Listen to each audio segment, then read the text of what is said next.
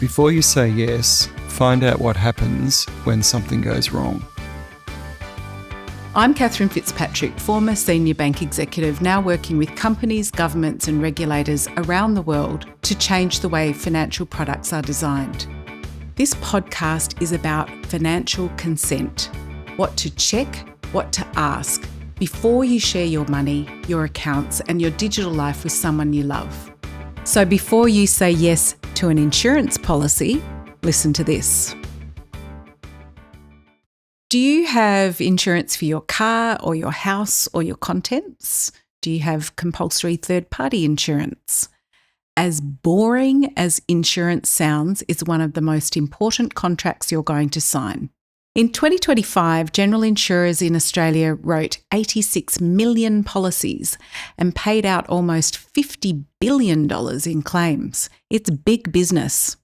And it's one of the big decisions you need to make in a relationship, especially when you're signing on the dotted line with someone else. Andrew Hall is the CEO of the Insurance Council of Australia and admits he can bore a dinner party senseless talking about insurance.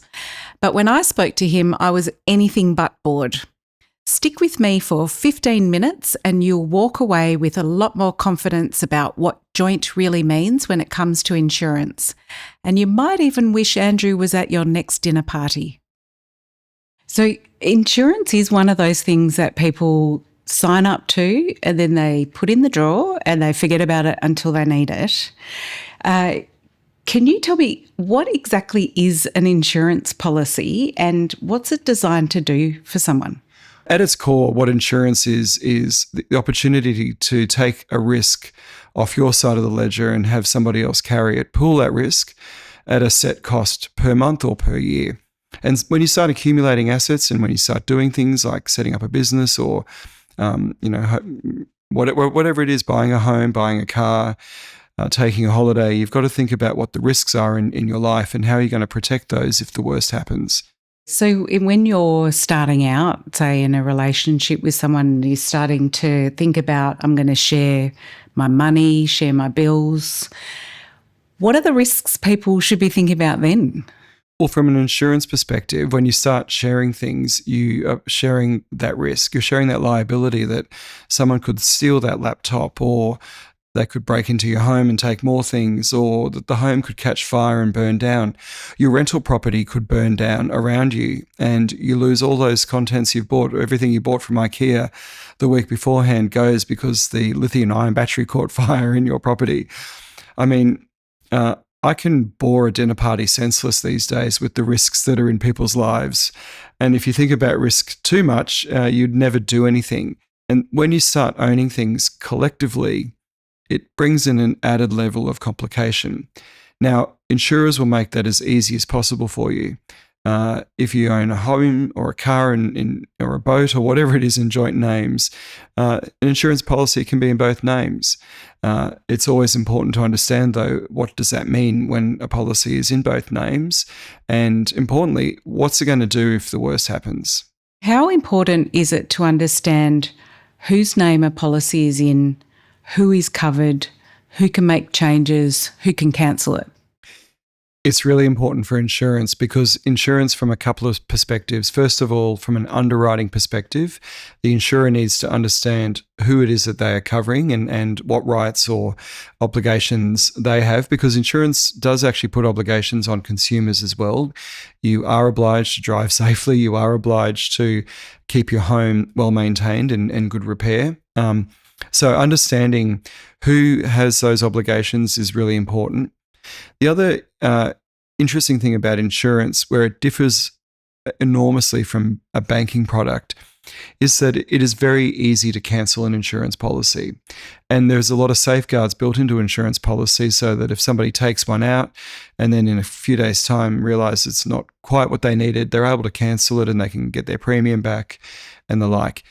The downside with that is, again, unlike a banking product that has a lot of signatures on it, a lot of paperwork involved if you try to change an account or redo a mortgage, for example, it is quite easy to cancel an insurance policy. And that's for a raft of good reasons that have come in over the years. It's designed to empower the consumer to take control of their own finances and determine if they can get a better deal. They can absolutely opt for it. An insurance policy at its most lasts for usually 12 months maximum. So it renews every year as well.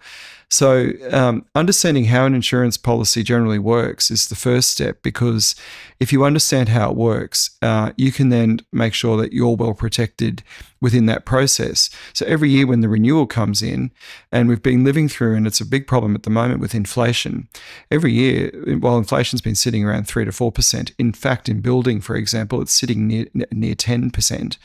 So again, if the house burns down, it may have cost $500,000 to replace it in 2020, but in 2026, 2027, it's going to cost you more than likely close to $1 million. So you have to adjust those sorts of elements of your insurance policy. And again, anyone can call up at any point and do that. It also means they could call up and adjust it down. So you wouldn't want a scenario where somebody calls up and makes the sum insured so low that it's never going to do the job it needs to do if the house was damaged. They're the sorts of things that you need to be very aware of and make sure that as the owner of that policy and the co-signature of that policy, that the communications are set up, that you are alerted, and that you are fully across any of the changes to what's happening with those policies. That example is one that has really stuck with me. A woman that participated in the research for my paper described how she'd been paying a house insurance policy for many years and didn't know that the policy had been cancelled by her ex-husband until after he'd threatened to burn the house down with her and the children in it. And the premium had also been repaid to him. So she was like, why didn't I know about this? Why wasn't I informed? And I know a number of insurers have now moved so that they are saying if you are co-insured on the policy, they'll send an alert. So there's a good reason to do things, but there can be a flip side when there is a nefarious motive from somebody. So I think that point about checking what it is, being aware of how it works is really critical. But it is a case when you're doing it jointly, for example, you've got to have a conversation around the kitchen table. You've got to talk to each other about what are the risks that we're prepared to carry and what aren't. Even when it comes to your excess, another boring element of insurance, and again, your eyes can glaze over. But if you set your excess at the highest possible level, some insurers offer it up to $10,000. What that effectively means is that if anything breaks in your home under $10,000, you need to find that money. It won't be covered in your insurance policy. And it can be very hard to find $5,000 to replace the hot water system all of a sudden, $3,000 to replace a laptop that's broken or stolen. These are the sorts of things that both parties need to be aware of and get comfortable with. We're happy to carry that risk and pay a cheaper premium, or we'll pay a little bit more in our premiums to cover it. Yeah. So it's going in eyes wide open, and being very deliberate about the conversations you're having, both in your home and with your insurer, and being deliberate about the decisions you're making about what risk am I prepared to take. Most of what we've covered so far sits firmly in the plan for life's curveballs category, like illness, accident, and even the hot water system. But insurance policies can also be relevant at the far end of a very different spectrum. In my Design to Disrupt research on the insurance sector, I found something that surprised even me: the malicious damage exclusion. That's a standard clause in most policies that's designed to prevent fraud. It means you can't just smash up the television and claim on your insurance policy because you want a new one. But it can, in certain circumstances, leave a victim of domestic abuse without a claim. In my research around the Design to Disrupt paper on insurance, one thing that survivors said is that they were unable to make a claim if their partner or ex-partner may be damaged or destroyed property, because there's the malicious damage exclusion in a insurance policy. But what I thought was really promising was there's also a number of insurers who've said, actually, we still want to be able to have some flexibility to pay out those claims. Can you explain a little bit about that? In insurance contracts, as I've said before, they're legal contracts and they're built around and designed around providing cover where it's genuinely been an unanticipated risk. And so clauses have been drafted, exclusions have been put in place, and you can understand why those exclusions were there. If you choose to, deliberately smash up your car with a sledgehammer and then claim an insurance claim, the insurer is going to ask the question, why are we paying this out? This wasn't an accident, it was deliberate and malicious damage. It's driven a lot by what's happened in the past around fraud and still continues to happen. The way we can see insurance products defrauded, there's always a clever new way that people are coming up with to game a system and access money. And the problem is everybody pays for that through their premiums.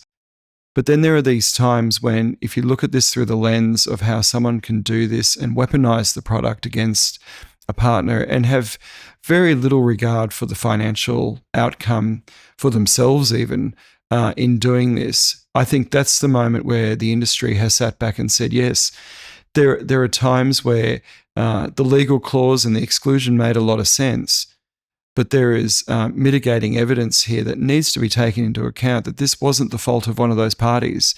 And that person has now been left without a home, without a car, without the asset that they jointly owned. The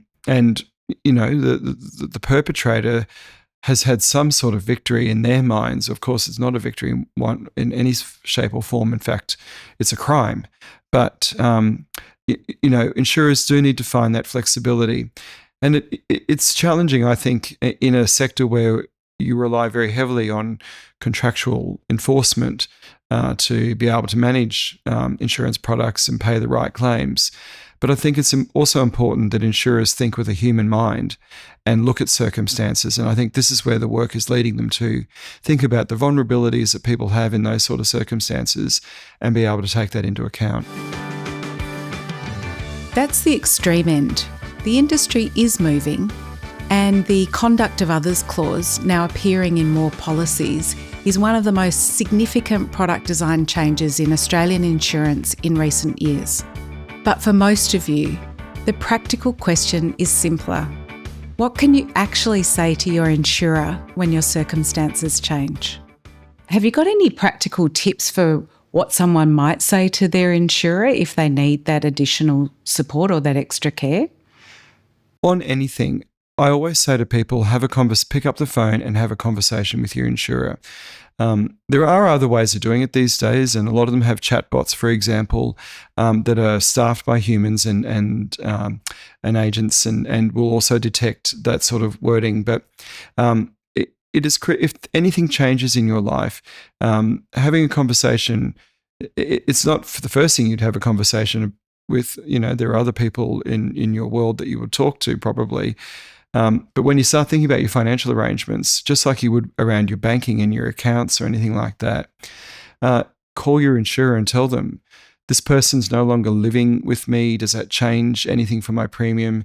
I'm in a situation where I'm not sure what is happening with something. Can you please not email me or this is my preferred manner of contact? We have to respect that. If you don't want a phone call, you tell your insurer, please don't call me.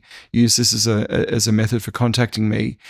Otherwise, large systems can make mistakes and can accidentally issue a notice or a renewal or something like that, which is going to fall into the wrong hands at that point in your life. So it's critically important to talk to them, and don't feel afraid to raise it with your insurer. They are trained, and if the call center person you speak to, they will more than likely divert you off to somebody who is trained to be able to provide you with that support.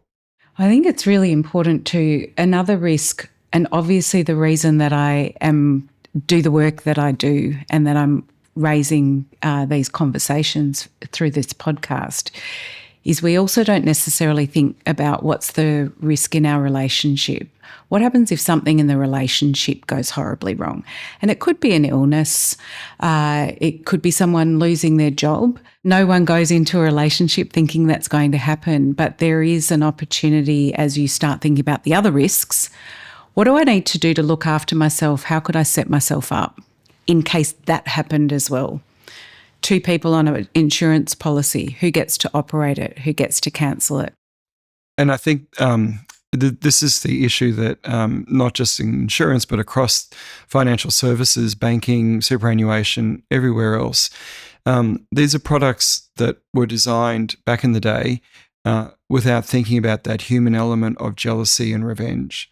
And they're nasty elements that, when weaponized, can really wreak havoc on people's lives. And I think the more financial institutions, like insurers, can think about what are those risks that our products present, and how can we just build in the protections that people need, or the processes to deal with it when and if that happens, then they're much stronger and they're better products, and people can have a lot more confidence in all of that. And I think that's what the industry is determined to do.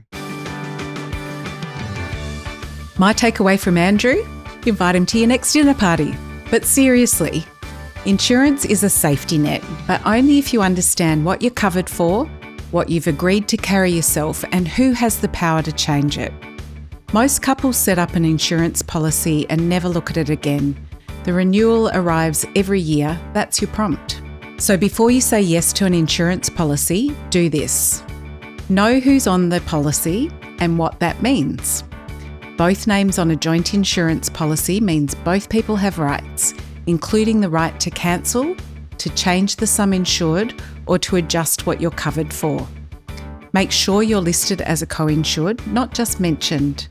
And make sure policy communications like renewals or changes or cancellations also come to you. Insurance is the one financial product that's really easy to cancel. And that's a vulnerability as well as a protection. Someone else on your policy has the same right to cancel it, or to change the cover, or to pocket the premium refund. Ask your insurer directly, can this policy be changed or cancelled without my knowledge? And set your own contact preferences so you're always in the loop. Have the excess conversation before you need it. The excess is the amount you agree to cover yourself before the insurer steps in.